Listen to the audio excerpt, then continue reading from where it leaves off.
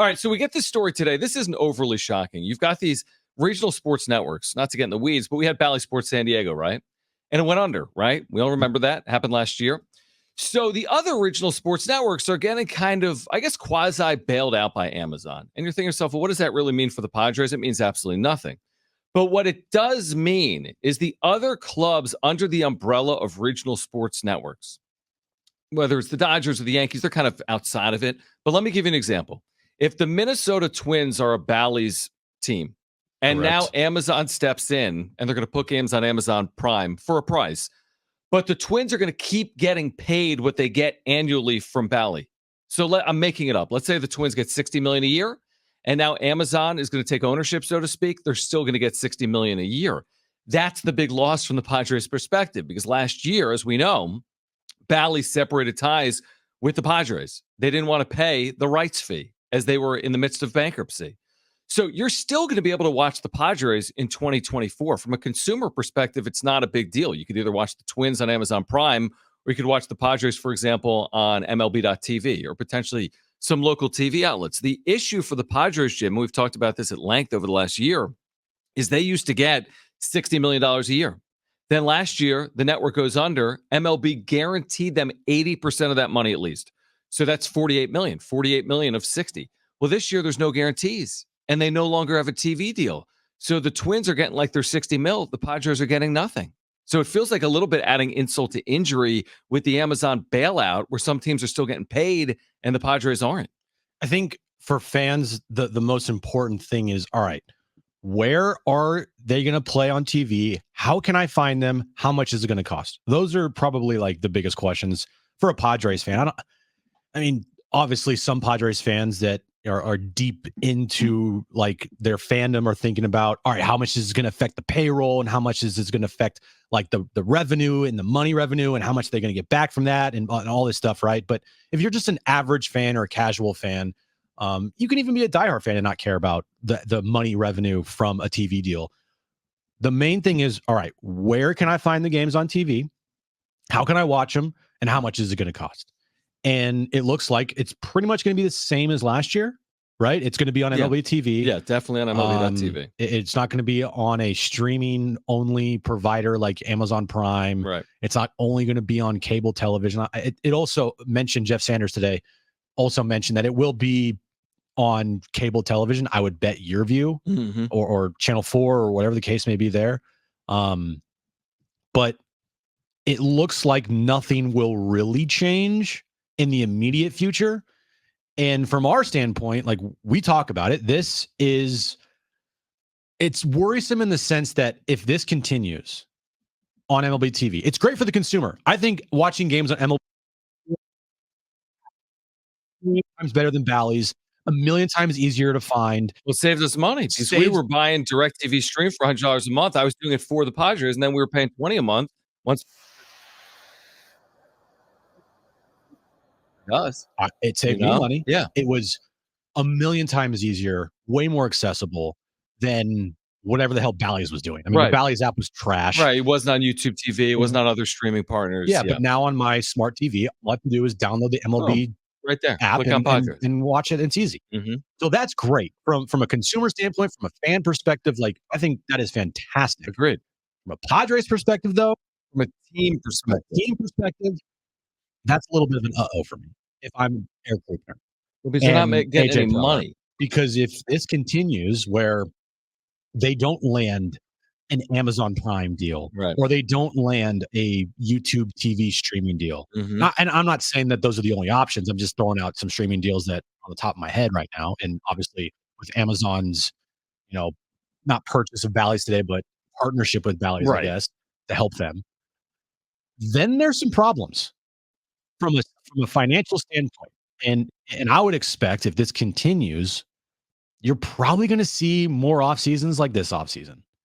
Maybe a couple, free agent signings in the future that could be a 20 million, 30. Like you could see that in the future, but I don't see like the big time spending of this team, of a Xander Bogaerts, of a re-signing Manny Machado, giving a huge contract to Fernando Tatis Jr. I really don't see anything like, I don't see them even in the conversations for guys like Aaron Judge anymore or Trey Turner anymore or even Shohei Ohtani. Remember, we all thought they were going to be in on Shohei Ohtani. Like, this is setting up to be, from a Eric Grupner standpoint and a Padres standpoint, kind of an issue. Look at it this way. Like, Jim's not a math guy, right? Not even close. Most people here aren't. But we all agree on this. The Padres are shaving $50 million off their payroll this year, right? Yep. At least. Guess how much they're out in TV? 50 million. And they asked for a $100 million loan from baseball to maybe cover the 50 that they don't have. So think about that. They're cutting payroll by $50 million. Is that a coincidence? Nope. Or are they out literally $60 million in TV revenue? Now don't mistake this fact. They're not going from $60 million to nothing, but they're going from $60 million to way lower. They went last year from 60 to 48 because baseball only guaranteed 80% of that amount in 2023. Now baseball is guaranteeing none of it in 2024. Now, as we're talking about, if Jim spends $20 a month at MLB.TV, I'm sure the Padres are getting a share, maybe a large share. The issue is you can't have enough subscribers to get to $60 million. So let's just pretend like they're getting, completely making it up, 5, 10, even 15 million in TV revenue. Well, they used to get 60. Yeah. And that difference, that variance of 40, 50, $55 million, no surprise, no coincidence that the Padres are lowering payroll by $50 million. And to your point, I don't know what the answer is in the short term. I don't know what the streaming market looks like in 10 years. Maybe they're making a lot of money in 10 years streaming games. But today, they went from 60 million from Bally's to nothing. And that's a problem. It is. It is a problem for this team going forward. They're going to tell you all the right things publicly. Mm-hmm. They're going to say that they more have a people plan, can watch more it. people can watch it. We can, we have new opportunities to do. They're not going to do they're not going to show like any type of panic or any type of worry about the money and the revenue and the lack of revenue. But it's hard. I would bet that they're probably thinking internally, like, yeah, this is not the best case scenario. It's great for the consumer, but for us, if we want to, add payroll or make sure that we don't have to dip payroll anymore, this could be a problem. Because here's the truth. Here's the dirty little secret that no major league team would ever say. They don't care about the consumer when it comes to TV dollars. Nope. The Dodgers signed an $8 billion TV deal with Time Warner. Nobody could watch the games in LA. Nope. Were they worried? No. The checks were cashing. Yep. So do you think the Padres would prefer to have more San Diegans able to watch games or more money? More money. I don't think it's close. And here's the thing. If San Diegans can't watch games, they can still go to games. Yep. So, yeah, okay, more people have access to your games. That's great in theory. But what's even better in theory is signing Cody Bellinger. Or re-signing Blake Snell. Yeah, exactly. That's what's better. And by the way, that's what Padres fans would prefer. What would you prefer? The availability to watch a game from anywhere in San Diego County or the fact that they've re-signed Blake Snell? Most people take Snell and they figure out how to watch the game. You give truth serum to Eric Grupner and you ask him, what do you care about more, the fans or money for the franchise? Like revenue money? I mean, I hate to put it that bluntly, but it's a business. Yeah, and I am putting that bluntly. I know you are. Because I'm putting it as blunt as I possibly can. Yeah. Every single CEO and president and owner, do they care about fans? Absolutely. Sure, of course they do. Guess what they care about more? Revenue dollars, money. That is the ultimate end-all be-all when it comes to every single sports franchise in the country, in the world, in anywhere, any franchise, okay, loves, fans, and they can proclaim how much they love you guys, and we can believe them, and they can also be telling the truth. But if I were to say, all right, what do you care about more? Truth time. You care about money, or do you care about the fans? You have to pick one. They're going to pick money every time. Let me ask you this: do you see Padres ownership or any professional team, including the NFL, kicking opposing fans out of ballparks? No. In the postseason, you might try to lock it down. No. Because of demand. But guess what? When the Yankees are here, if there's 10,000 Yankee fans, so be it. Their money is green. And when the Steelers play the Rams in LA, and if there's 24,000 Steelers fans, that's money. So that's all that matters. That's what makes this thing go round. And the issue is they don't have the same money they used to have. End of story. End of sentence. And there's a myriad of factors from Peter Seidler's ownership to the TV revenue drop-off. And now you see payroll drop-off. Why is the payroll going down? It's strictly because of TV dollars. And that's what's happening. Now, can you win without spending the same way you've spent? We've talked about this. Of course you can, because they've lost spending money. So it's not like, oh, we spent, we win, we don't spend, we lose. No, they've lost spending. So they need to tighten the belt and still find a way to win. We're highly skeptical heading into 2024. Doesn't mean it's not possible. Yeah, it's absolutely possible. Why do you think they're probably going to put a big emphasis on youth in the minor league system going forward? Because they don't have the capacity anymore to go out and give a $250 million contract.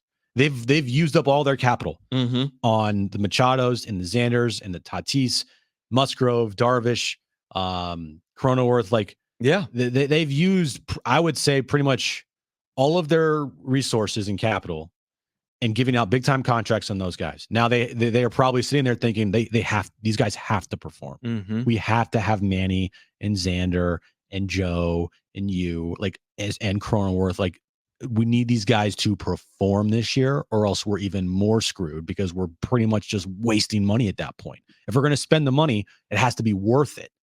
And for teams that like the Dodgers and the Mets, right? I'm not saying they can afford, but they can kind of afford to give out a big time contract and completely just miss on it. Dude, the Yankees historically have missed a lot, but they can double down. I mean, look at the Mets this past year. The Mets have missed. I mean, yeah, you're exactly right. It's like your margin for error in San Diego is so much lower than it would be in Los Angeles. Yep. It's not like, I mean, every team's trying to hit on these deals, but like, you can miss. That's a great point. In New York or LA, you can't really miss in San Diego. You give the wrong guy $280 million, it could set you back. Yeah. And you're already seeing what has happened now with the contract of Xander Bogaerts, Manny's extension, to a lesser extent, the contract of Cronenworth and Yu Darvish. I'm not saying that Yu Darvish is hindering this team, but if the Yu Darvish contract wasn't here, maybe that equals 2 free agent pitchers instead of 0 free agent pitchers. The truth is, I mean, Manny Machado is under contract through age what? 40. He's 31 and 195 days today. He's got another 10 years or 11. 10. He signed an 11-year deal before last year. Yeah, so I think it's 11 years. So starts this year. He's under contract through age 41 season. I mean, there aren't a lot of recent examples of players performing at high levels in age 40 and 41 season. Okay. These upcoming years, this year, next year, are so important. I saw somebody today in like a Padres thread talking about how they didn't care about this upcoming season. They just want to see the development of the young guys. I'm thinking to myself, there's not like this infinite window here that, oh, we can develop the young guys, and then once they're developed, then you got Manny and Xander and Tati. These guys they're in their prime right now. They need to hit right now, because at age 34, 35, 36, it's not going to be the same as age 30, 31, 32. Yeah, that's exactly right. They're in a really weird spot where you've got an aging core with a system that's not ready to turn over today. It might be ready to turn over in the next 24 months, but it's not ready to turn over today. And that's what puts them in this peculiar spot, I would say. And if it was a time where Ethan Salas was, say, 22 years old, and Dylan Lesko was 22 years old, and you had Jackson Merrill 23 years old, and he's been in the minors for 3 years, like, then you're thinking to yourself, it's time. But these guys, they have so much more grooming that needs to be done in the minors before you can say they can be an impact player at the majors.